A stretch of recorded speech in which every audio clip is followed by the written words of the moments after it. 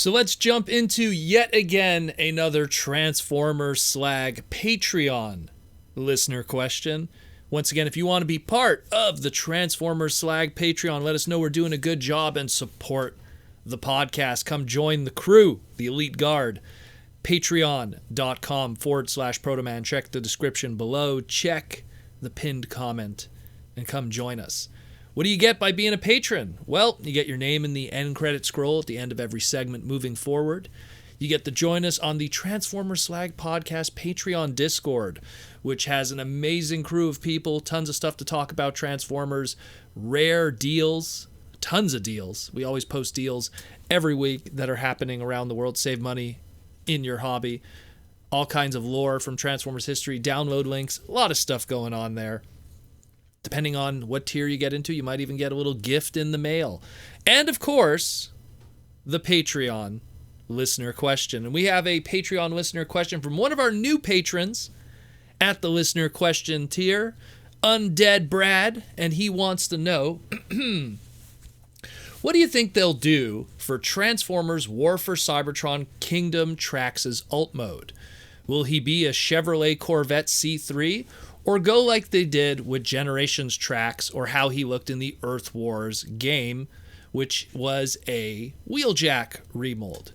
Trax is my favorite character, and while I have the Masterpiece, I would love to have something that scales better in car mode with my other figures. Thanks again for everything, Proto. The Undead Brad. All right, Brad, so first, for people that are not aware, we had a report back in, I want to say, August of last year. It was a JT Prime listing of the EAN codes from Walmart and everything, and it did confirm that at some point, probably either Wave 3 or Wave 4, War for Cybertron Kingdom will have a Deluxe Trax. Now, we also kind of knew that a little bit because Trax did appear in that mural art that we saw all the while back when we were first really officially revealed Kingdom to us.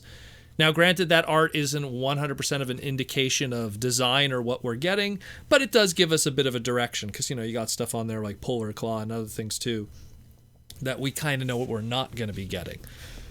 Now, when it comes to Trax and his alt mode, so like he mentioned before, he turns into a Chevrolet Corvette C3 Stingray, the 1979 to 1981 model specifically, and that's what his old G1 toy was. And when he mentions, Generations, that's where things got a little kind of mucky, because instead of giving him a brand new toy, instead they just took the Wheeljack mold and they made two figures out of one design, heavy remold, and you got that in between of it's not a Chevy, but it is a Chevy, but not quite.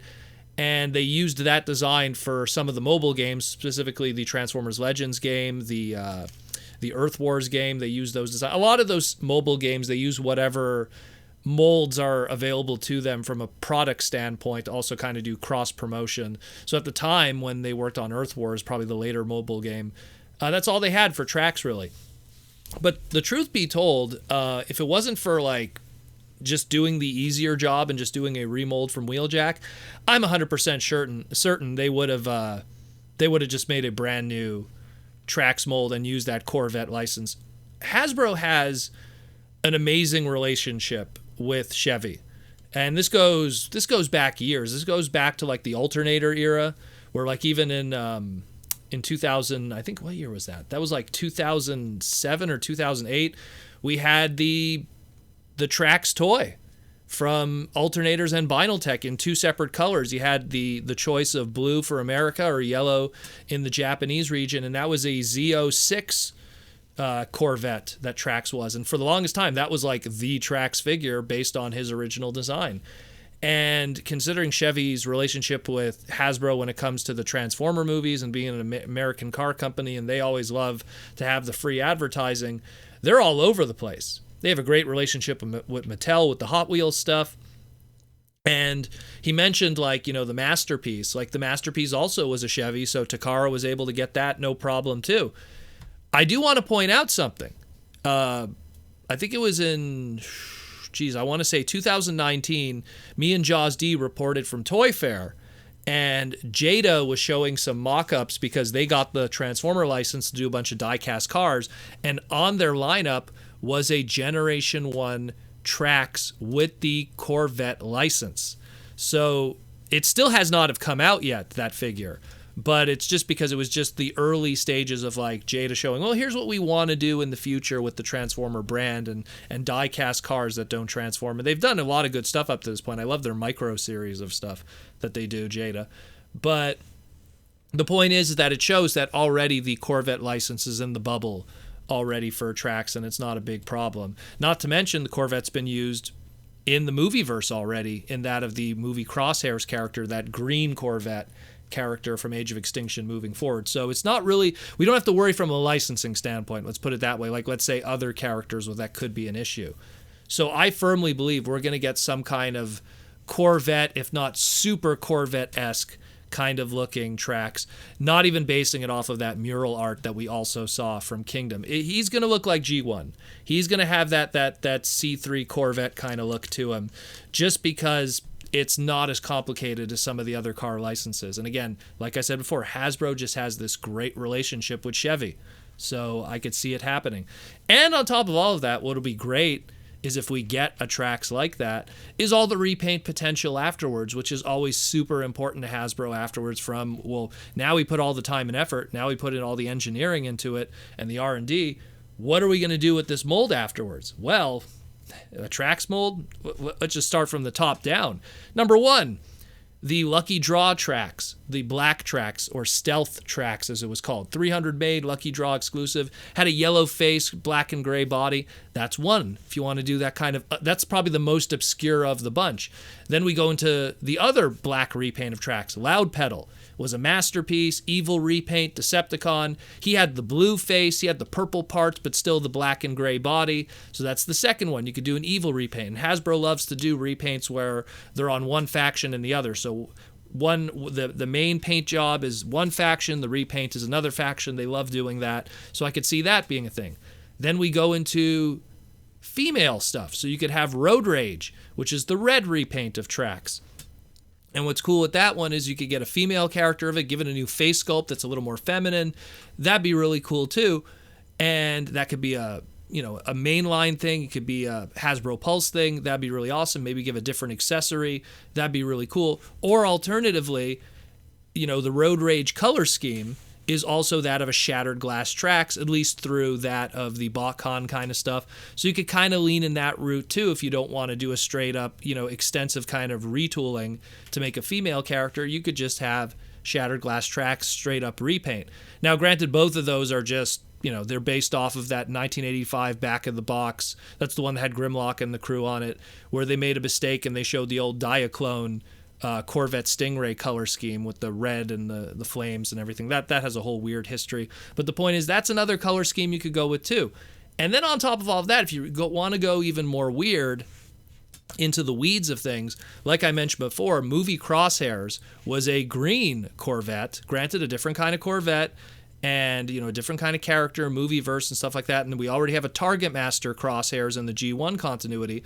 But if you did a green repaint of Trax, you could have some kind of very weird, I guess we could call it. It's kind of like what they did where they took the Skids mold and they gave it the movie colors on Skids, or they take Ratchet and they give it the movie colors on it.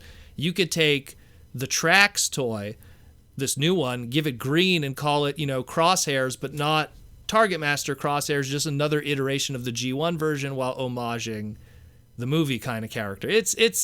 Again, it's a little complicated, but it also falls into because there was a line of Transformers called Q Transformers, which are like these little SD transforming figures.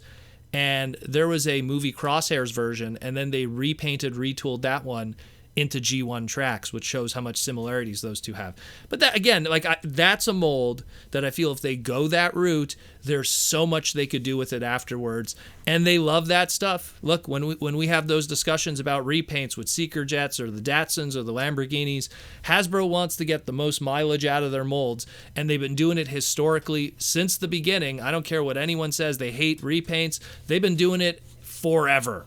So it's not going to change now, and in all honesty, I don't want them to change doing it because I want them to be able to make as much money as possible from the engineering. That way it encourages them to make new molds, to make new stuff. Instead of just retooling a Trax from a Wheeljack so that they could stretch that, why not just make a brand new Trax and stretch that mold for those appropriate characters?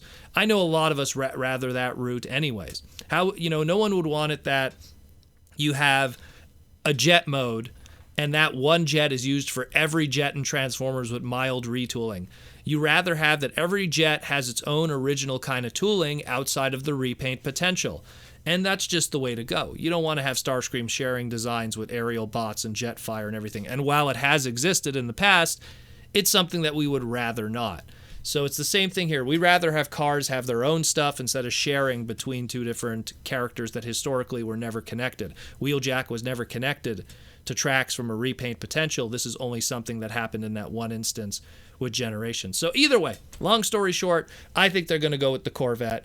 I think that the trademark is there, the license is there, they're ready to go, and we know that he's going to be at some point in Kingdom. And I just feel that that's the way they're going to go about it. And it just makes sense. It just makes sense, and it'll be fun. There'll be a lot of cool stuff to get out of it. And that C3 Corvette Stingray from back in the 80s, late 70s, we'll see its face on the Walmart shelving in the near future. So thanks for the question, Undead Brad. And once again, if you want to be like Undead Brad and join the Patreon, patreon.com/Protoman. Check the description, check the pinned comment, and check out the podcast. Hope you all enjoy and have a good day.